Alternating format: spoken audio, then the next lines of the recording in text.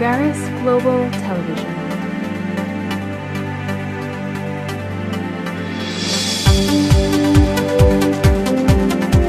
Leading remote teams. One of the challenges is that so many leaders have faced as we've shadowed them in different industries and different markets around the world is that oftentimes leaders try to function as if people are all in the room together. And there's this hope or wishful thinking that even though we're now on the phone, that people will function with the same ethics and guidelines and rules as they would if we were all in the room together. You and I both know that if we're sitting at home, the distractions are many. And so it's important as leaders that we acknowledge that if we're leading a team remotely and on the video conference or the phone conference, to be able to actually articulate that, acknowledge it by saying what's important, why, and asking a question. It could sound like this.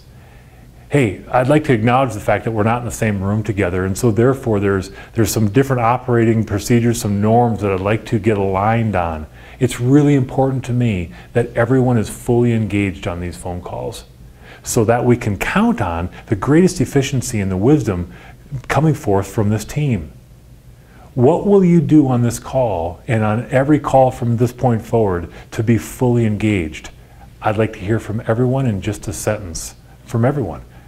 And then listening closely, because of course as people answer this, as they state what they're going to do, they're making a commitment, and something else has just happened. You've now just earned permission, the right to call on people directly, because we can assume now that people are functioning from that level of integrity, that they're walking the talk.